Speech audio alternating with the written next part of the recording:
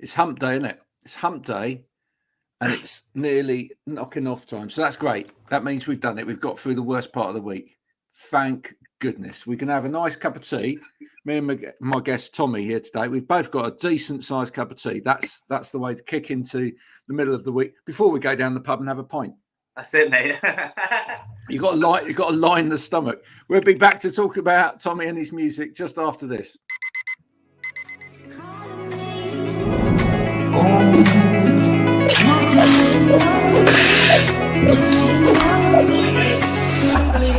I need to get going, mate. I'll see you later.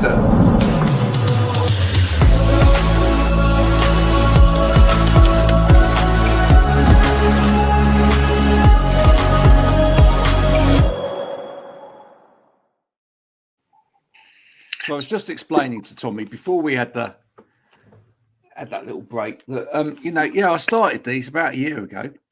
Yeah. And the reason I started them was because I thought, wouldn't it be great if we could do a music interview thing where people didn't ask stupid questions of people making music, like what's your favorite biscuit, or if you were a fruit, what type of fruit would you be? Because who gives a monkeys about that, really?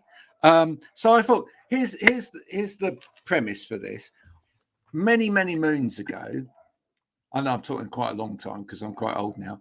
I was when I was but a wee young thing like you are now, Tommy. I was in a band. I was in a signed band, and I've been there. I've seen it. I've had the T-shirt. Like you've got a decent T-shirt today, and I thought, wouldn't it be great if two people could just come on and share their experiences of music? That'd be great. That's a beautiful thing, man. Just so much better. So, sir, take me back. When did music start for you? When did you first really know that music was going to play an important part in your life? So as a younger kid and stuff, I used to box. I know I weed now, but I was quite good at it.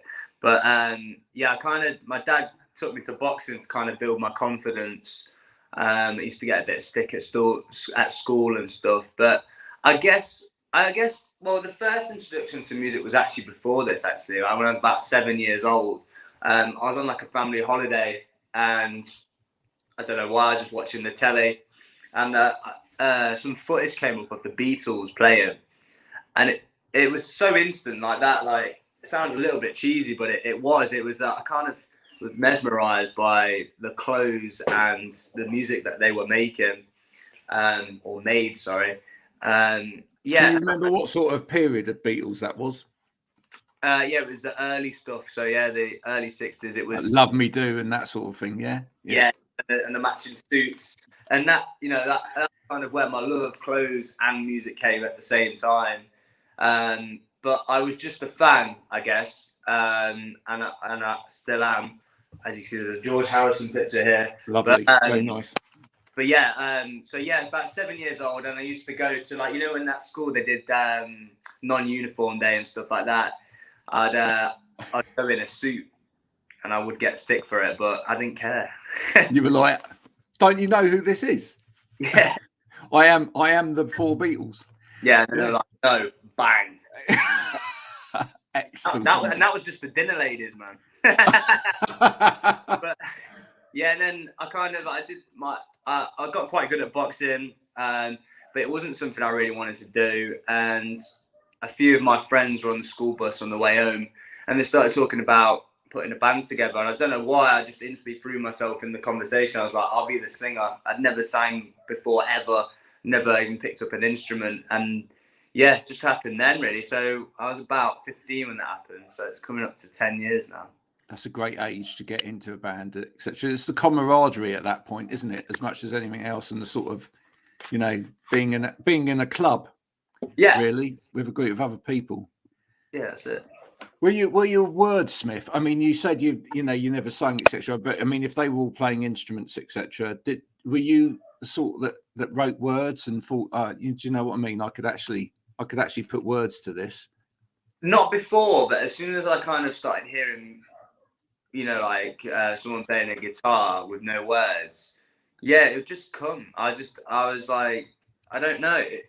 It's always been pretty instant with me. If I'm going to write a song, it normally, if it doesn't happen within 20 minutes, I'm kind of one of them. I put the guitar down or whatever I'm writing on.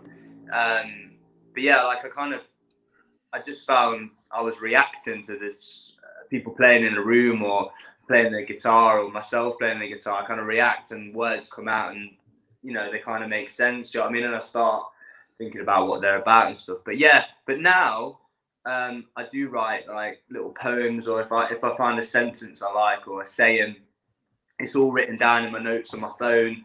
And then, you know, when I'm writing, I'll go to, I call it like the stock cupboard.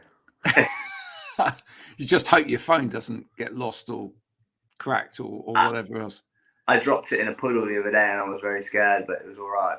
Oh, quickly into the bag of rice before anything drastic happens. Yeah, it was. It was a bit of a meltdown, and I was like, my album. Oh no, there's all the inspiration gone in a puddle. Oh my goodness. Well, there could be a great title for the album.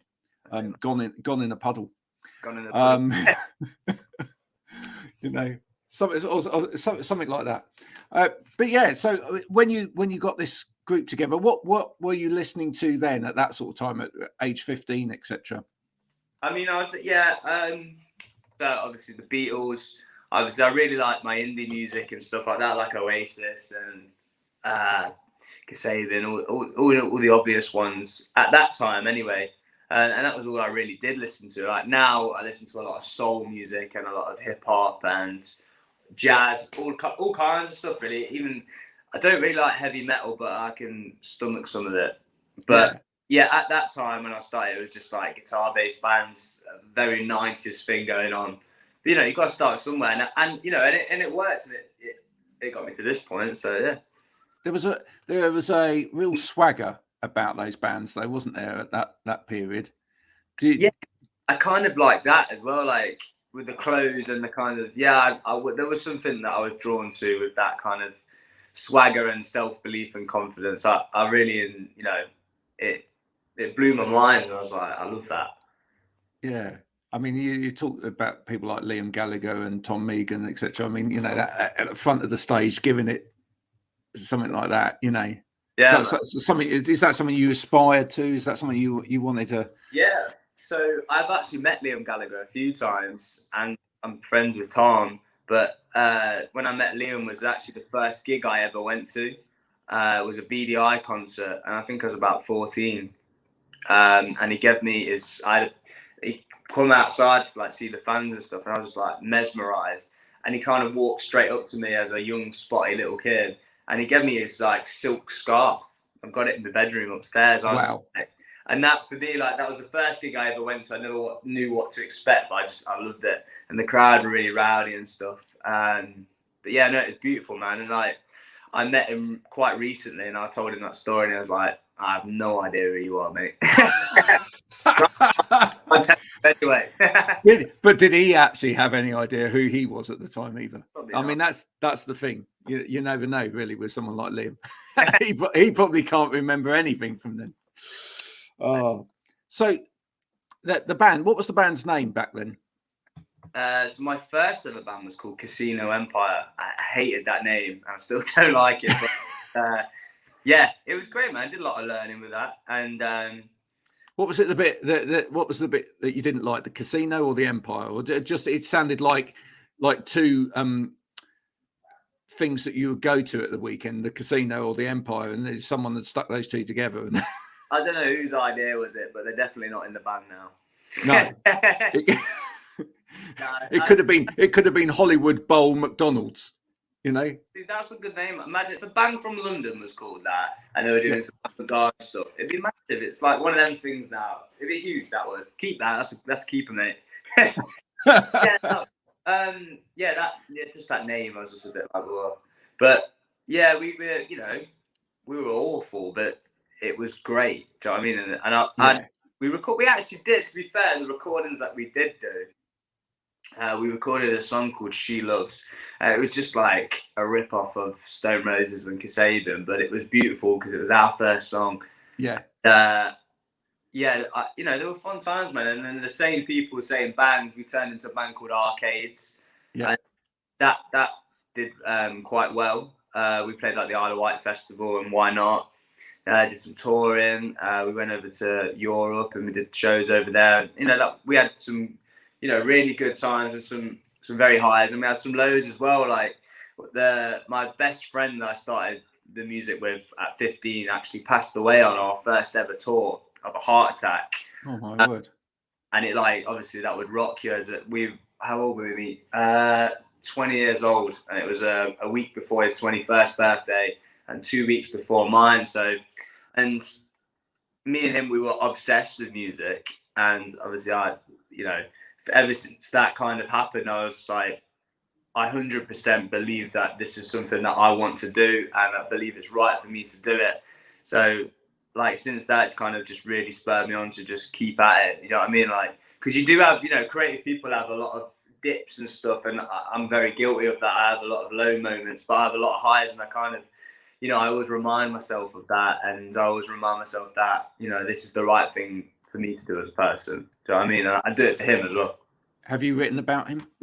Yeah, I wrote a song in Arcades on our last EP called Sticks and Stones. It's quite an emotional one, man, to be fair. And it was the first, I remember recording it. We're recording it with the same guy that records all my stuff at the moment, Gavin Monaghan. I remember when I did the vocal take, like breaking down and, you know, into a few tears and stuff. But yeah, kind of, it was a nice moment because at the shows and stuff, when we didn't play it all the time because it was quite a sad song, but it also, if you read the lyrics, it was a nice tune. Do you know what I mean? So yeah, I have written, you know, and a lot, I guess, even so now with this thing, like, you know, it's going to be in there. Do you know what I mean? Like, yeah. Do you feel he's with you? Yeah, of course, man. Yeah. So I just moved into my like first house, me and my missus, and he's buried a 2-minute walk down the road. So I'm down there every week and letting him know that I'm a better guitar player now than him, because he was playing the guitar and I couldn't play, and he went, no, it's like this. So if I had ever played, he goes, no, you're doing it wrong. You're doing it wrong. So now I can kind of play. I go, much better than you now, man. You couldn't do this. You couldn't do this little solo. Oh, that's nice that you know you still have that chat with him. That's good. That's man. That's important, I mean. Yeah, no, absolutely. So what moved you into doing the solo stuff? I guess, yeah, so kind of since my last band Arcades kind of came to an end, a few of the members left. You know, it's like with bands, sometimes people can't be getting up for it and all that kind of hoo-ha. You know, I'm still very keen and very eager. Do you know what I mean? Like, I kind of feel like this is the start of my musical journey. I've done the apprenticeship. You've had your apprenticeship with the bands, yeah. Yeah, and I felt in a really good place musically. The music I started writing over the lockdown, I was like, I've never written. I knew the batch of songs that I had was special, and they felt special to me, and that was enough for me to kind of go, I'm going to go for it and like really go for it with this. So I kind of threw the kitchen sink at it, and I spent a long time writing and rewriting and kind of before I put anything out, because I wanted to get it right, and I wanted to get the right people to play it live and the right people to record it, and you know, I wanted to get it right without saying right too many times. But the thing is, I love your whole image that you've got going with this. You know, you're a bit like a you know, modern day Adam Faith, right? You've got that swagger going with this, and as you say, you know, you said like earlier, you know, you started off life listening to Kasabian and Oasis, etc., and you had that bit of Beatles in there, but you can hear kind of the soul elements, etc., coming through. Do you feel like you've now got to a place where you're really kind of absorbing music properly a bit more, and that's coming through in a collective whole into what you're writing? I do. I feel like, especially the soul thing, is something I love. So I think it's my favorite kind of music, and the people that I record with, like, there's a guy in my band. He's actually the drummer in the Twang, and he's obviously he's older than me, and he's, you know, turned me on to a lot of things that I necessarily wouldn't have listened to, or like the way he because he plays the trumpet and the drums. Right. He's like a multi-instrumentalist, and the way he kind of plays and shows me, and he'll show me different styles, and then he'll show me songs to listen to. And producer Gav, again, he'll turn me on to all the stuff I've never heard before, and it's started to bleed into me as a songwriter. And yeah, I mean, and I like to soak up a lot. I like to be a sponge with that stuff, like films as well. I'm mad into films and the way things look, and I guess clothes and just fashion, and all of it kind of plays a big part in the end product for me, definitely. Do you kind of feel like there's a lot of artists these days that just kind of don't have a particular look or feel? I mean, it's kind of an easy thing these days for people just to all look the same, in a way. Do you know what I mean? Have nothing stylish about them particularly, or nothing that kind of makes them stand out. I guess so. I mean, I'm just being me. Do you know what I mean? I do like certain things and certain people and the way they dress. Like, I take influences off that. But I think sometimes there is a little bit of a lack of that self-belief to kind of, so it's so easy to be a sheep nowadays. Do you know what I mean? And with the new single that's coming out on Friday, it's again with the social media kind of side of it. That there's a lot of propaganda on there and stuff, and people can be easily led. And I like to, I don't know. I think it's cool to be different. Do you know what I mean? I think that is more so nowadays is accepted more to be your own person. And do you know what I mean? But it is very easy to kind of go, all right, we're an indie guitar band and we're going to dress like Oasis or something like that. It's like, do something a little bit different, or just be you. I think that's cool. You know what I mean? You've just had a prophetic moment as well, because, and I can't say too much at the moment because it's all under wraps, but you've actually kind of intimated the potential new name for my business as well. Go on. Right. We are, well, it's at the moment we are called A Better Way of Life, but we are changing the name. Yeah. And the one that we're going to has got something to do with sheep and being led away. So there you've kind of given me a prophetic moment that kind of seals it for me, that was probably the right thing to call the business. So thank you. Do I own half the business now? Sorry? Do I own half the business? Yeah, well, yeah, you can come in as partner. That's great. we just make that happen. Well, you need a social media marketing team. There you go. It's on your doorstep. It's done. It's fine. So at the moment we've got two songs released from this from you, that solo. Yes, is that right? One released and in 2 days. Well, one about to. Yeah, absolutely. So how far along are you with an album as well? I've recorded an album's worth of songs.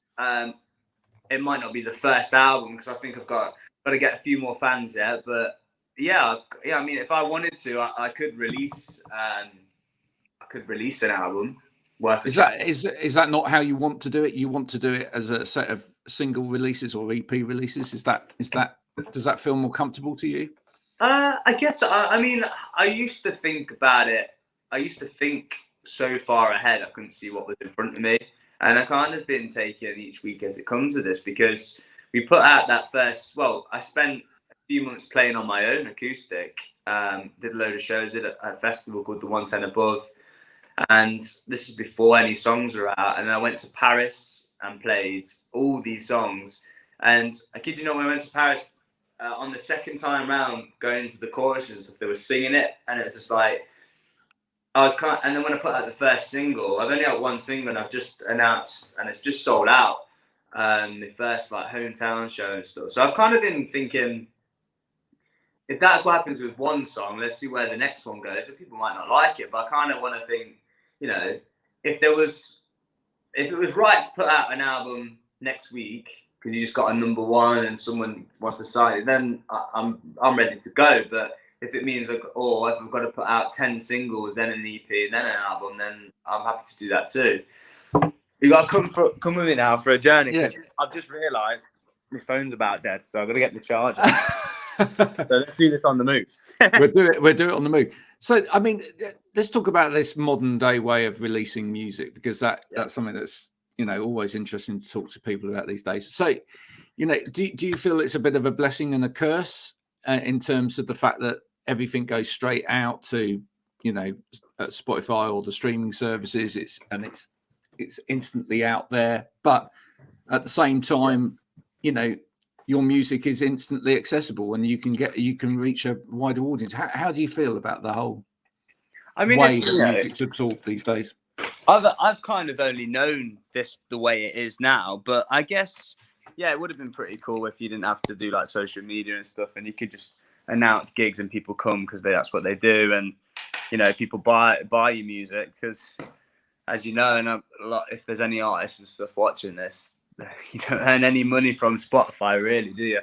No. But yeah, I kind of think, I don't know, I think it's good and bad because you can get, you know, you can get noticed by a lot of, you know, potentially you could go viral on TikTok or something like that, and you know, you could get a record deal out of it. But you know, so what's the dream? What's the dream for you? Because I mean, clearly, I mean, as you said right at the beginning as well, you really love your style and your clothes or whatever. Would you love a clothing line as well? Yeah. Well, yeah. I actually, so a friend of mine is called Ray Brown, and he makes clothes. He makes clothes like Miles Kane and people like that.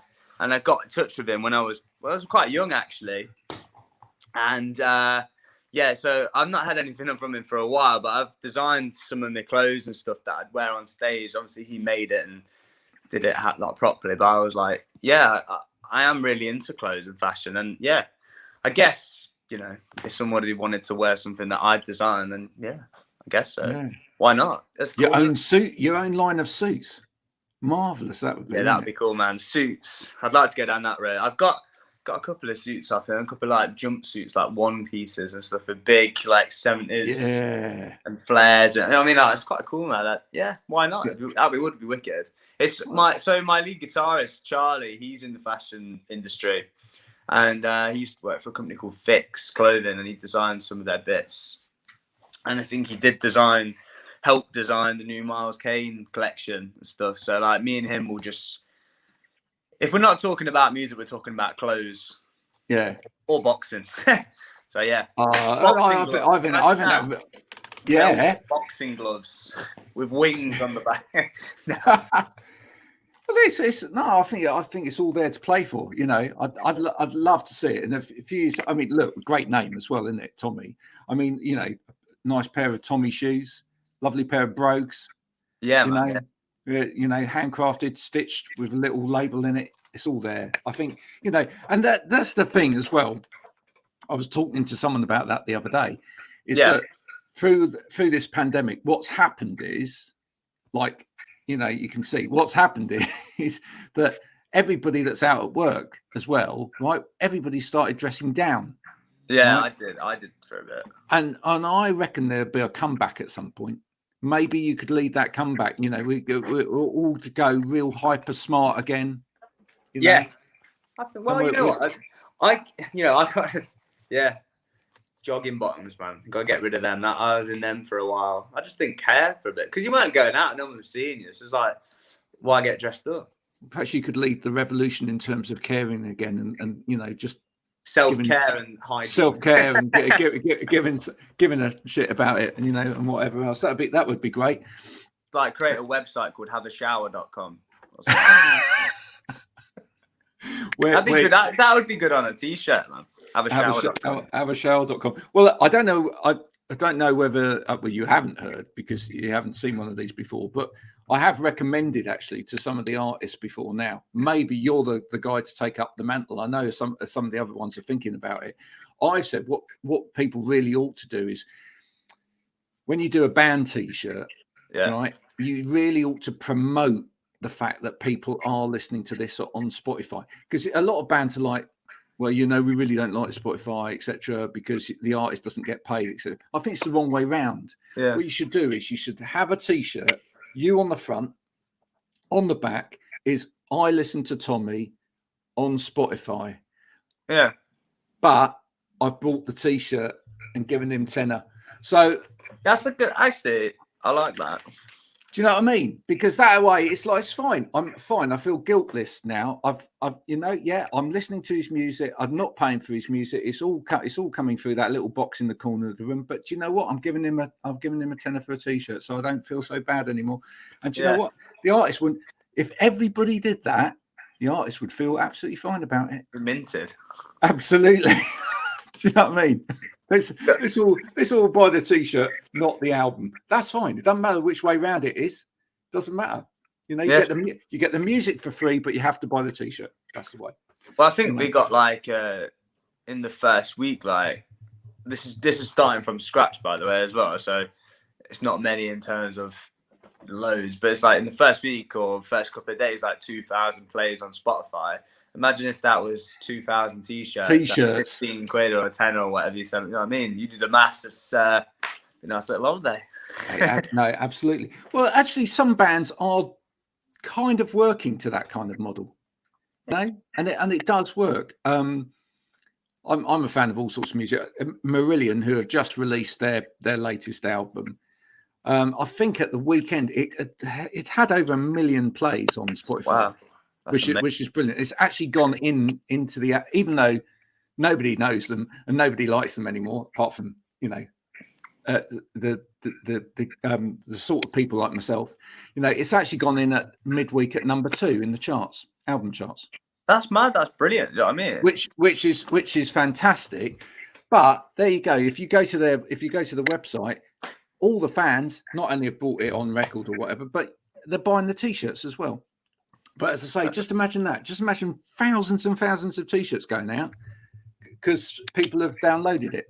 Celebrate the fact that it's been downloaded. That would be great. I think you could lead that as a revolution with young people. Doesn't matter. Don't worry about it. Stop. We're not going to moan about it anymore. You can have the music. There it is. But you've got to buy the t-shirt. Well, that's a good idea, to be fair, man. That's the thing. You know, with the merch and stuff, I've been putting quite a bit of effort into how it looks and stuff. I've just got these t-shirts made. There's not this one that's very similar to this. It just says "I'm alive" on it. And for people that like their fashion or into the similar things that I am, there's this brand called Good Morning Coath. And we kind of wanted to make it a little bit like this. This is a Deep End t-shirt. Deep End Club t-shirt, and kind of like the sayings on t-shirts that I kind of wanted to make it. I wanted to make a band t-shirt someone wanted to wear on a night out or right. Jacket. Absolutely right. I mean, it takes you back to I don't know whether you remember this, but it takes you back to the days of the Inspiral carpets. Do you remember that? But I don't. No, but do you remember there was a classic Inspiral's carpet t-shirt? Go and have a look at it up. It had a cow on the front that was saying something rather rude, but everybody wanted that t-shirt. Yeah, everybody. It didn't matter whether you were an Inspiral's carpet fan. Everybody wanted that. It was iconic. That's where people need to go a bit with it. Because I'm not interested in wearing a band's t-shirt as the tour on the back. I mean, that's a nice thing to have, I guess, if you went to a few of the dates or whatever, or it's signed. But like a band t-shirt that doesn't necessarily. Band t-shirts don't have to be boring or say the name or be just make it cool, make it something. And I guess probably that comes into the question you asked earlier. Would I like to make clothes? It's like I did get quite into it, like just the band t-shirt. But I was just like, there's got to be some because I've never worn any of the previous bands or anything, the t-shirts. So I was like, I don't like them. But like this, I was like, I've been wearing it. Do you know what I mean? Wearing merch. So what's the ambition? What do you really want to achieve with your music? Obviously, big question. You want to get it as big as possible, really. Do you know what I mean? I want to be able to play to big crowds on a regular basis. I don't want to have to, I've been working on a building site with my stepdad and stuff. So I mean, I want to be a full-time musician. I want to put music out that people enjoy, and I want to do that for the rest of my life. I can't express to you how much it makes me happy when I am doing it. Do you know what I mean? Yeah. But it's starting to happen for you. I mean, you're beginning to get noticed by various radio stations, etc. You're starting to get some airplay, etc. Yeah, it's starting. And it's such a nice thing, and I'm buzzing, man. I feel like I'm ready for it now, though, in the sense of like I was saying earlier, kind of done my apprenticeship. It's like I feel like these tunes and the way it's kind of going, it's like, yeah, just kind of living with it, if you know what I mean. Yeah. If you could get on a support act at the moment, as a support act for someone at the moment, who would that be? Who would you really love to? Liam Gallagher would be good because he's doing loads of big shows. But I guess, any tour support really. I've someone of a similar genre. Who I'd like to play with? There's, LG. It'd be wicked. You know what? She's smaller and she's on her way up, but I'd like to play with that Brooke Coombe. I don't know if you've heard of her. She's from Scotland. Who else? Miles Kane. People like that, man. Like of a similar genre. Brooke would be good, wouldn't it? I mean, you could try and how you could make that happen. You'd have to get a duet at some point. There we go. If she's listening. We could tag her in this. I think we'll do that. Brooke, what Tommy's going to write a duet, and then of course you have to come and do some live dates just to do the duet. There we go. Just saying. Sorted. Done. Sorted. Done. How easy is that? It's just so that that's there. I mean, how much would you love to hold that vinyl in your hands and be able to go in the record shop and this is mine? What, as in like my album? Yeah. Yeah, man. I've got a few like we made that an EP with the old band, and it was great. We had that on vinyl. It just feels great, and it's with the artwork and everything else that goes with it. And but an album, a #1 album. That's the goal. But an album. That's the big goal. I want to make an album that everyone loves. Do you know what I mean? And everyone wants to play and stuff like that. You know what I mean? And something that I'm proud of. I feel really proud of the tunes that I've written and that are recorded and ready to come out. I feel very proud of them. Do you know what I mean? And I feel like like the albums that you talk about. And I hate to keep talking about Oasis, but like the Definitely Maybe album, it's like people obsess about that, and whatever your favorite album is, and do you know what I'm saying? It's like make something like that, or like even if it's just a percentage or something like that, I'd be happy. Well, the first single, as you say, is out. Alive is out, and Uninvited Attention's coming up. Is that a nod at all to? I mean, as a title, that always sounds to me like social media. Yeah. Is it a little bit? Yeah, so it is a tune about social media, and I kind of wanted to express my feelings about that because obviously Alive is a party tune, and it's it's very much, it's quite direct. It's a party tune, do you know what I mean? And that's and that's why I wanted to put it out first, because it's quite simple in that respect. But it's got a big sound. But this one's a bit deeper. I guess it's a whirlwind sonically, but it's got a deeper meaning. And I kind of wanted to touch on like the after effects about posting online, because like myself and yourself, it's like it's great for stuff like this because you can reach a wider audience, and you can push your music out into great places, or even if like small businesses and stuff, it's a great tool and for advertising and all that caper. But I kind of get sick and tired of seeing, I don't understand why as a human race we kind of feel like the need to get everyone's approval, whether that be on your daily thing, or like if I want to, if somebody wants to do something or express themselves in a certain way or be whoever they want to be. You mean all this kind of post where it's like, which one shall I wear, green or red or whatever? You mean it's like, or even can't you make your own mind up? I guess so, but like obviously there's a lot, you see a lot of bullying on there and stuff, and a lot of racism, and a lot, if somebody wants to, the way they want to identify or something like that, then that's their choice, and they don't, it's okay to make your own decisions, and it's okay. So you don't need everyone's approval, because there's going to be some idiot that disagrees with you and wants to make you feel awful. Do you know what I mean? And I hate seeing that, and I've seen a lot with friends and family and people close to me, like get a lot of backlash from the most simplest, stupidest of things, or like something they feel really deep about, and then someone just throws a nasty comment in. And do you know what I mean?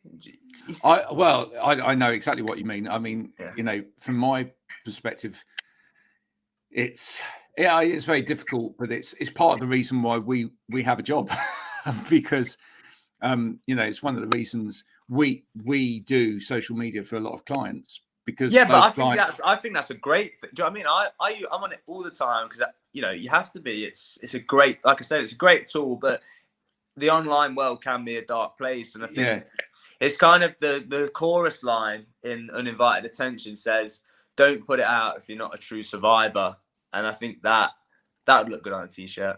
Yeah, no, absolutely. Well, it's true, and it's as I say, it's why we end up doing it for other people because some people shouldn't be on social media per se, or certainly shouldn't be on social media all of the time. I think you've got to have a certain skin, you've got to have a certain mentality to be able to look at it and go, do you know what, this is a game, and you've just got to play the game. And actually sometimes when you do it through somebody else and they're like looking at it for you and helping you play that game, it helps. You're right, man, you're right. It's just because sometimes you just need someone else to explain to you, so, look, the reason they've done that is because of this. We're going to deal with it like this. You don't need to deal with it, etc., etc. Just leave it. You get on with your day because, and I think it's a very easy place to go downhill in a downward spiral very, very quickly if you're not. When I've been in like a dark place and stuff like that, you can obsess. You can just find yourself obsessing about other people's lives, even if that's like other musicians and stuff. It's like, oh, look how well they're doing or stuff. It can do your head in. Do you know what I mean? It's not healthy, but it is also a great thing to have. It's great that you could be in Australia or something. We could be doing this, and it's like, and 1,000 people could be watching or something, or 10,000 or 1 million. Do you know what I mean? It's like that's an amazing thing. But again, I'll go back to it. It can also like all things in life, it's yin and yang. There you go. Tommy, you've been absolutely wonderful today. I hope you've enjoyed this conversation. I hope you've enjoyed the chat. In terms of where people can best listen to you, we know you're on Spotify, but where do you want people to go to listen to your music? Where's the best place for you as far as you're concerned? Social media. At Tommy Cobley, and that's across everything. So TikTok, YouTube, Facebook, Twitter, Instagram, wherever else we are, we're on it. And then music-wise, all the platforms: iTunes, Apple Music, Spotify, SoundCloud. Yeah, a lot. We're there. Cool. Are there any dates in the live dates booked at all? Yeah, so it's just sold out actually. We're 4 weeks out from the first headline show in Leicester at Firebug. That's the 8th of April. And then I'm going to be announcing some more dates, a little bit of a tour very soon actually. Cool. Are you gonna film it at all? The Leicester show? Yeah, so my missus Chloe, she does all me photos and filming and stuff. So yeah, I think there will be stuff. I think you should film a bit and tease it. Yeah, of course. There we go. See, we should go into business together, man. I've already come up with your name for your business, so yeah, absolutely. Yeah, just tease it a little bit so that people go, oh yeah, I've got to go and see the next one. No, there will definitely be stuff like that. There's a few tour diaries that we've made from the last shows. The first one's out on YouTube, and then we've filmed some bits in the house and stuff, acoustic with mate Ash and stuff. Yeah, so everything's being documented. Brilliant. Keep in touch, and when the album comes out, you're coming back. I will be back. I'll be back sooner than that, mate. Okay, cool, lovely. You take care of yourselves. Thanks so much for joining me today. Have a good rest of the week. Bye for now. Thank you, mate. Cheers, Tommy.